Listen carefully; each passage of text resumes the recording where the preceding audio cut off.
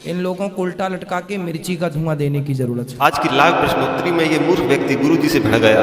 देखते हैं गुरुजी ने उनके सवालों का कैसे जवाब देकर इस व्यक्ति को संतुष्ट किया। स्वागत है आप सभी भक्तों का आज की मंगलमयी प्रश्नोत्तरी में। जो YouTube पर जुड़ रहे हैं वो चैनल को सब्सक्राइब कर लें और शेयर करें। महाराज जी एक छोटा सा प्रश्न है। हाँ। रामचरितमानस में लिखा हुआ है, जब से भय जीव संसारी, छूट न ग्रंथि न होई सुखारी। तो ये ग्रंथि क्या है जो जीव का नहीं छूट पाता है और वो सुखारी नहीं हो पाते, सुखी नहीं हो, इस पर विशेष समझाए। काम क्रोध लोभ मोह की ग्रंथि, विषय वासनाओं की ग्रंथि, ये ग्रंथि जल्दी से छूट नहीं पाती, मतलब वासनाओं से व्यक्ति मुक्त नहीं हो पाता। ये इस ग्रंथि के बारे में है, वासनाओं की ग्रंथि। जब ये छूटे तो सुखारी मतलब सुख पाए। जय श्री राम। अब छूट ही ना काम क्रोध लोभ मोह तो सुख कैसे पाए।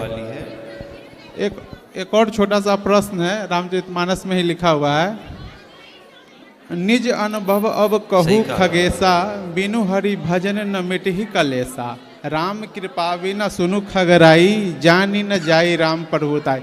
क्या राम के कृपा के बिना राम जी की प्रभुता को नहीं जाना जा सकता? इस पर समझाइए।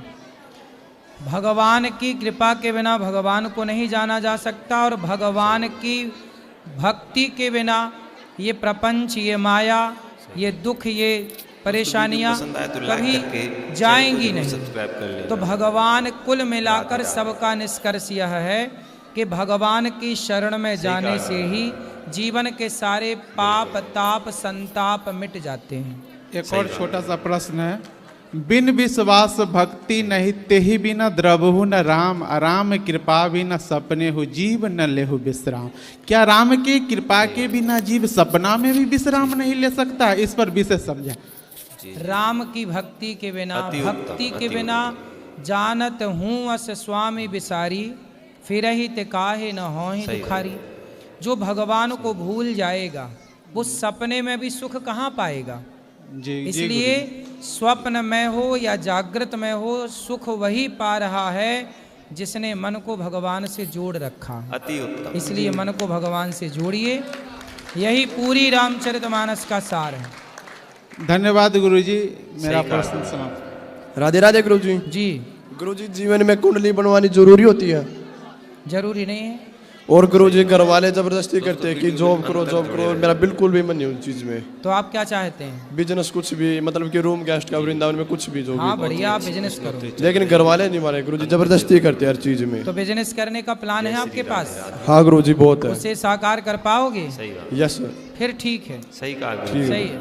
राधे राधे गुरुजी। जी जय श्रीमन नारायण महाराज जी। जी। हम धनबाद झारखंड से आए हैं। मेरा प्रश्न ये था कि एक संत हमसे पूछे थे हमसे कि अर्जुन के पास जो गांडीव था, वो गांडीव का निर्माण किसने किया था? दधीची ऋषि की हड्डियों से। दधीची ऋषि की हड्डी से कुछ अस्त्र बनाए थे, शस्त्र बनाए थे। हाँ।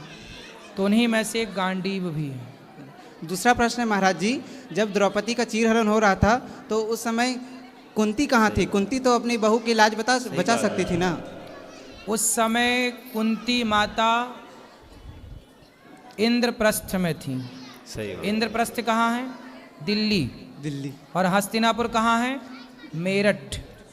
आज का मेरठ, तब का हस्तिनापुर, आज की दिल्ली, तब की इंद्रप्रस्थ। जिस समय द्रौपदी की साड़ी खींच रही थी, उस समय पांडवों के संग द्रौपदी इंद्रप्रस्थ से हस्तिनापुर आई थी, और ये जुआ हुआ हस्तिनापुर में। हाँ। द्रौपदी की साड़ी खींची हस्तिनापुर में, उस समय कुंती बुआ इंद्रप्रस्थ में थी।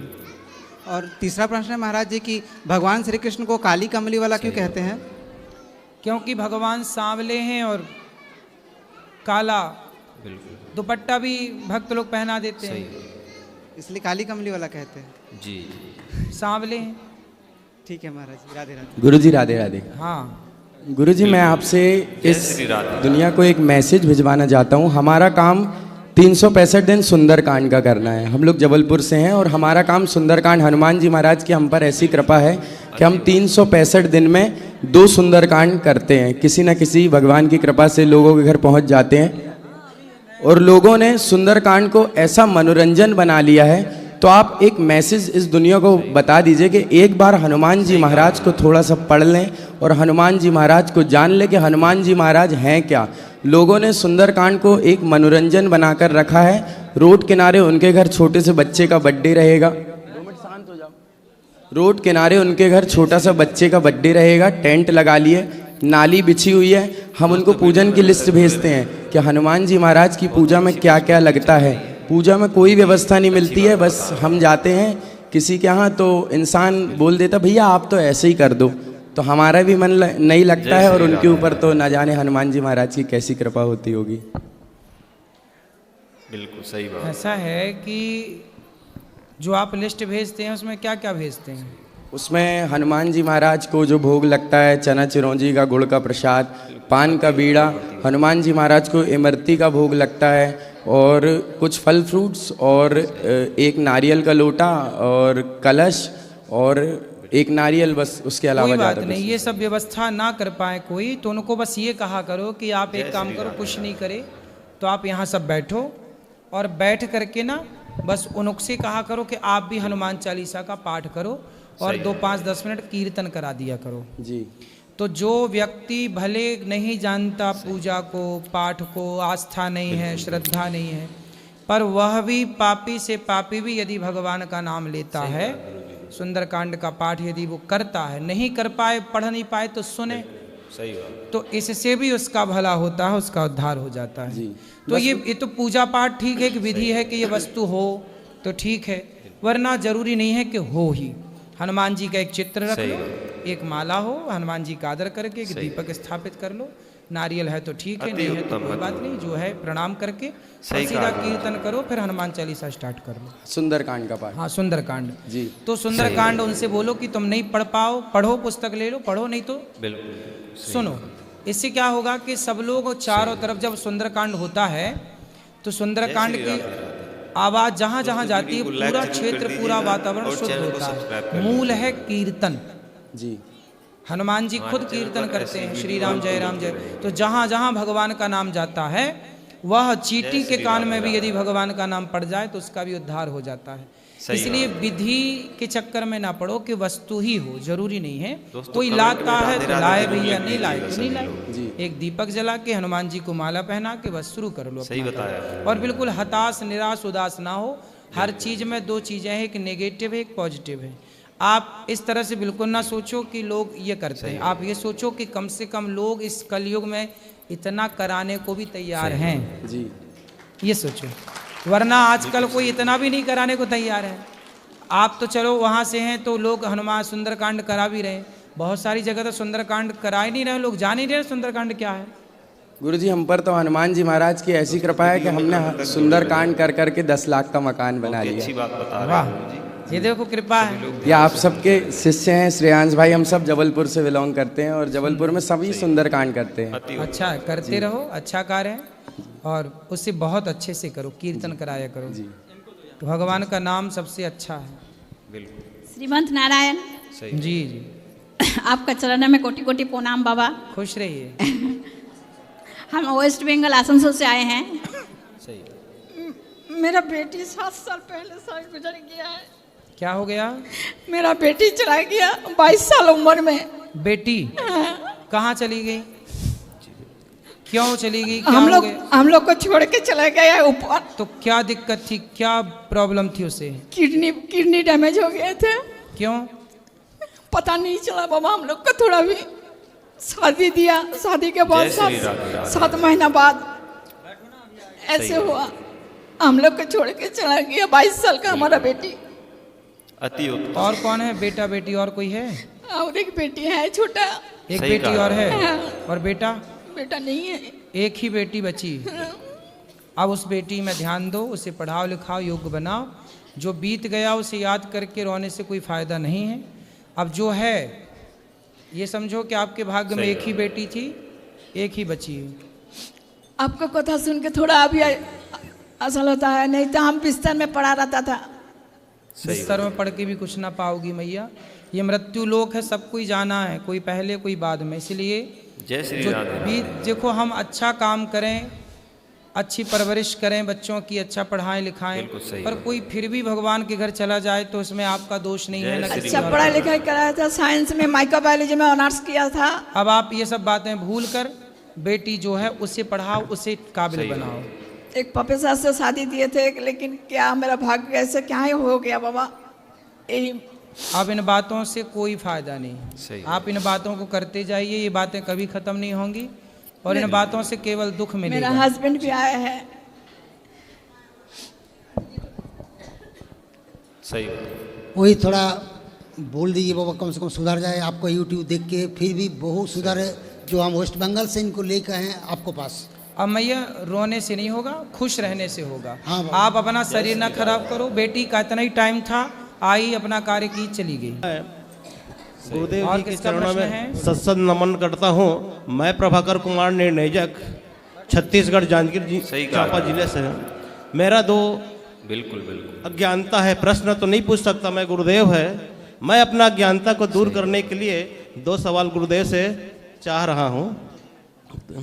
सर्वप्रथम तो मृत्यु किसकी होती है? क्योंकि आत्मा की तो कभी मृत्यु होती नहीं है, और देह से जब आत्मा जाता है तो ये पंच तत्व जो है, क्षिति जल पावक गगन समीरा, अब पंच तत्व से बना शरीरा, ये पांचों तत्व जो है अपने अपने में विलीन हो जाता है। तो मृत्यु किसकी होती है? एक प्रश्न।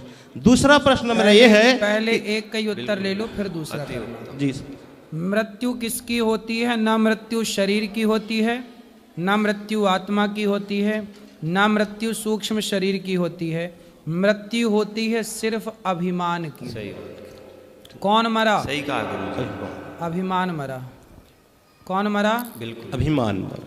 वो अभिमान जो कहता था कि मैं ये हूँ, सही बात। वो अभिमान जो कहता था कि मैं अनिरुद्धाचार्य हूँ, वो अभिमान जो कहता था कि ये गाड़ी है, ये बंगला है, ये मेरा है, वो अभिमान जो कहता था कि तू दोस्तों, मुझे वीडियो नहीं में जानता, जुड़े रहें। वो अभिमान बहुत ही अच्छी मरा। प्रश्नोत्तरी चल रही पांच है। तत्वों का बना गुरु जी शरीर अच्छी पांच में बातें मिल बता जाता रहे है। पृथ्वी तत्व पृथ्वी, जल जल, वायु वायु, अग्नि अग्नि, आकाश आकाश में मिला शरीर जय श्री पूरा। राधे राधे। आत्मा ईश्वर का अंश थी, ईश्वर के पास चली गई।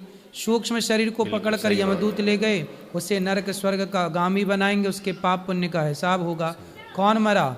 अभिमान मरा। दूसरा ज्ञानता मेरा यह है गुरुदेव कि हम किसी के मैयत में जाते हैं तो वहाँ बोलते हैं कि मृत आत्मा की शांति के लिए 2 मिनट के लिए मौन धारण करते हैं। तो आत्मा का तो कभी मृत्यु होता ही नहीं, तो वही थोड़ा सा मेरे को। ये तो अज्ञानवश लोग कहते हैं ना कि आत्मा की शांति के लिए। ये तो लोगों की व्यवहार जगत में ये शब्द जुड़ गया है, इसलिए लोग कहते हैं। सच्चाई ये है कि आदमी जब कोई मर जाता है तो हम उसकी याद में कि वो भला आदमी था, बढ़िया था, आओ 2 मिनट चुप रह करके उसकी अच्छाइयों को याद करें और उसकी अच्छाइयों को अपने जीवन में उतारें। इसलिए 2 मिनट का मौन। मौन मतलब नहीं आंखें बंद है बस चुप हो। अरे सोचना है उतनी देर, 2 मिनट में ये सोचना है कि उस व्यक्ति ने जीते जी क्या अच्छे काम किए, उन अच्छे काम में हम कितना उतार पाएंगे। तो उस 2 मिनट में वो चिंतन करना उस व्यक्ति का कि उसने 2 मिनट में हम उसके कितने अच्छे काम हम उतार सकते हैं। और फिर हमेशा जैसे स्वामी विवेकानंद जी, आंखें बंद करो और 2 मिनट स्वामी विवेकानंद जी के बारे में सोचो। तो सोचो क्या उनकी अच्छाइयाँ, उनके अच्छे गुण अपने जीवन में उतार लो। तुलसीदास जी को 2 मिनट में उतार लो, जितना उतार सकते हो। ऐसे 2 मिनट भले आदमी के लिए आदमी मौन करता है, आंखें बंद करता है, बुरे आदमी के लिए थोड़ी करता है। कोई आतंकवादी मरा थोड़ी कहता है चलो भाई 2 मिनट आंखें बंद कर लो, मौन धारण कर लो आतंकवादी की शांति के लिए। नहीं, कोई भला आदमी मरता है उसके लिए, ताकि हम उससे कुछ सीखें। ठीक है गुरुदेव, प्रश्न तो और है लेकिन सबको अवसर मिलना चाहिए। और पूछो क्या है। ओ सही जब बताया। आत्मा जो है मृत्यु होते हैं तो सूक्ष्म शरीर जो है आत्मा के साथ में जब परमात्मा के पास जाते हैं तो परमात्मा तो आत्मा जो है जो परमात्मा के साथ मिल जाता है, उस समय सूक्ष्म शरीर कहाँ रहता है? यमराज के पास। यमराज उससे हिसाब किताब करते हैं। सूक्ष्म शरीर वही तो है जो स्वप्न का दृष्टा था। तो तो यमराज जी उसका हिसाब करते हैं, क्या पाप किया तूने, क्या पुण्य किया, उसके पाप के अकॉर्डिंग उसे नरक भेजा जाता है, पुण्य के अकॉर्डिंग स्वर्ग भेजा जाता अच्छी बात बता है, रहे उसके कर्मों के अनुसार 84 लाख योनियों में चक्कर काटने भेजा जाता है, फिर उसे यहाँ शरीर मिलता है। ये शरीर संसार में मिलता है स्थूल, पर सूक्ष्म शरीर आ जाता है। पुनः शरीर जब मिलता है तो उस समय आत्मा कहाँ रहता है? वही देखो ऐसा आत्मा है ना, सही है। आत्मा का स्वरूप जानो पहले क्या है। आत्मा क्या है? आत्मा एक प्रकाश, एक लाइट कह दो, एक प्रकाश है, लाइट है। जैसे आपके घर में बिजली के पॉइंट हैं, हीटर लगाया तो कमरे को गर्म कर दिया बिजली ने, एसी लगाया तो कमरे को ठंडा कर दिया लाइट ने। उसी लाइट का काम है एनर्जी देना, प्रकाश देना। समझ गए। उसी तरह आत्मा का काम है आंखों को देखने की ताकत देना, कानों को सुनने की, शरीर को चलने की। आत्मा ईश्वर का अंश है, ईश्वर से मिल जाती है, फिर शरीर बना, फिर आ गई। तो आत्मा तो ईश्वर का अंश है। देखो जैसे गंगा है और गंगा का बोतल में भरा हुआ पानी है, तो दो गंगा हो गई ना, एक बहती हुई गंगा और एक बोतल में भरा हुआ पानी गंगा। तो वो जो बोतल में भरा है वो अंश है और जो बह रही है वो अंशी है। तो ईश्वर अंशी है और आत्मा अंश है। ईश्वर अंश, जीव अविनाशी। तो उस अंशी का अंश आत्मा है। इसलिए कहते आत्मा कभी नहीं मर सकती। क्यों नहीं मर सकती? क्योंकि अंश ईश्वर का, जब अंशी मरेगा तब अंश मरेगा, अंशी कभी मरते नहीं। ईश्वर अजन्मा है, इसलिए आत्मा कभी नहीं मरती, उसी से प्रकट होती है, उसी में समा जाए। जैसे दिया जलाया, अब दिया बुझा दिया, तो दिया जला था, वो आया कहाँ से और बुझ गया तो गया कहाँ? जय श्रीमन्नारायण। मृत्यु के बाद तुरंत वह मिल जाता है क्या? वही मेरा मृत्यु के तुरंत बाद नहीं, मृत्यु के बाद तो वह सूक्ष्म आत्मा तो ईश्वर में है। उसी को अब आप बात आत्मा की मत करो, क्योंकि आत्मा ईश्वर का अंश है और वो ईश्वर में मिल गई। आप बात करो सूक्ष्म शरीर की। सूक्ष्म शरीर अपने कर्मों का दंड भोगता हुआ ये नरक स्वर्ग की यातनाएं सहेगा, उसके बाद 84 का चक्कर लगाएगा। पुण्यात्मा है तो मनुष्य बनेगा और पुण्यात्मा है तो मोक्ष का अधिकारी बन के भगवान के धाम में कर्मों के हिसाब से अपना। दोस्तों अगर वीडियो पसंद आया हो तो वीडियो को लाइक करके चैनल को जरूर सब्सक्राइब कर लीजिएगा। हम मिलते हैं आपसे अगले वीडियो में, तब तक के लिए